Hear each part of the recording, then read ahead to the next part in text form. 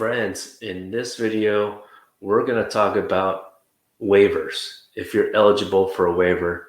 Friends, welcome to Green Card Guys TV. I'm your host, John Ting, and we represent clients in all 50 states of America from the East Coast to the West Coast. Now let's get down to details to see if you could qualify for a waiver. Now there's two main types of waivers. There's two main forms, and that is a 601A or the 601 without any letters.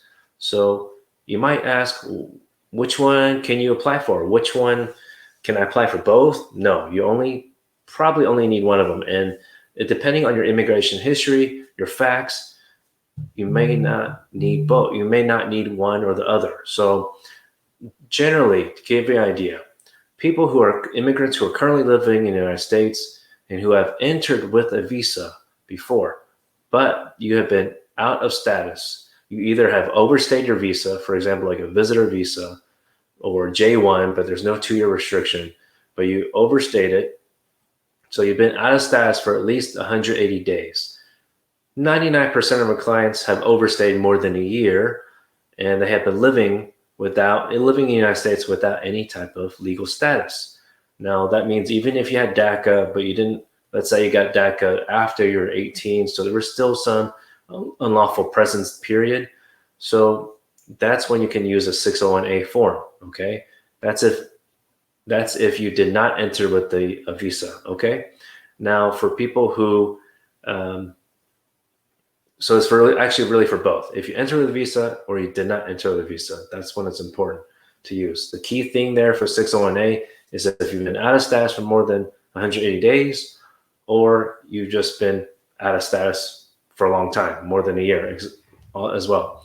So whereas the 601 form, that is a different situation. That can include many types of reasons why you would need that application.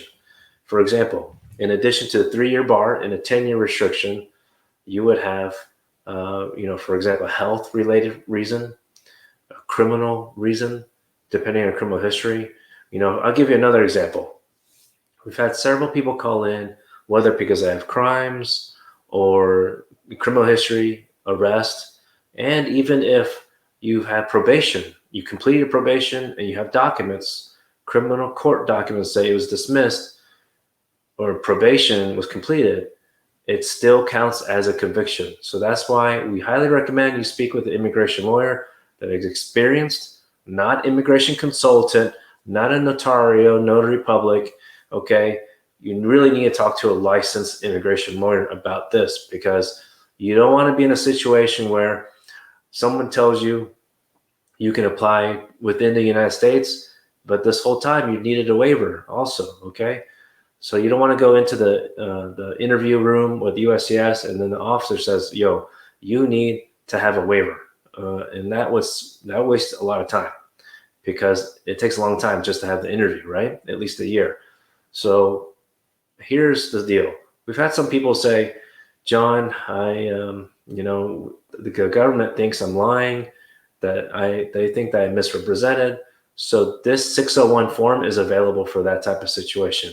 It actually covers even if you smuggled someone, or the government thinks you have smuggled, maybe even your own child or niece or nephew when they were young.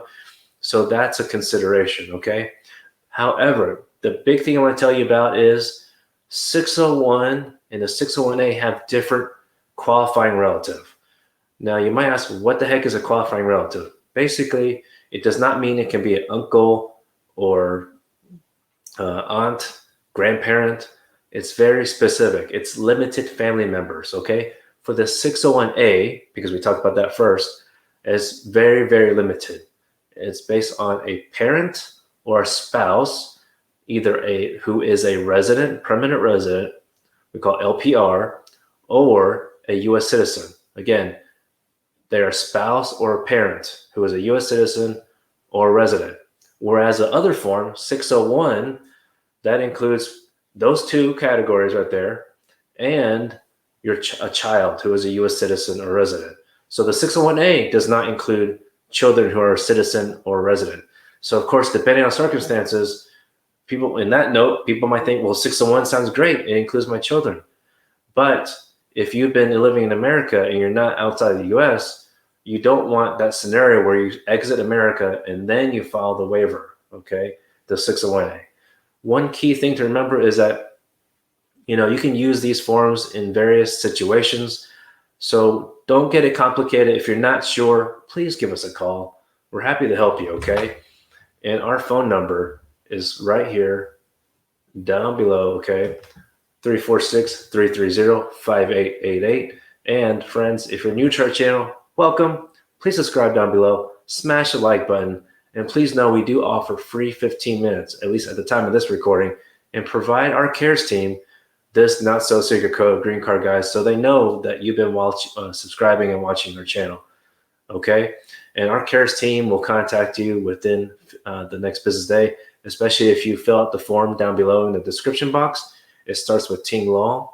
Okay, there's a lot to talk about waivers, but I just want to give you the general overview on the differences of these two types of waivers, because children, again, is not considered qualifying relative when it comes to 601A family unity waiver. Okay, some people call it provisional waiver. So if you don't know what's going on, give us a call, text us. We're happy to help you. Okay, friends? Until next time, please continue wearing your mask.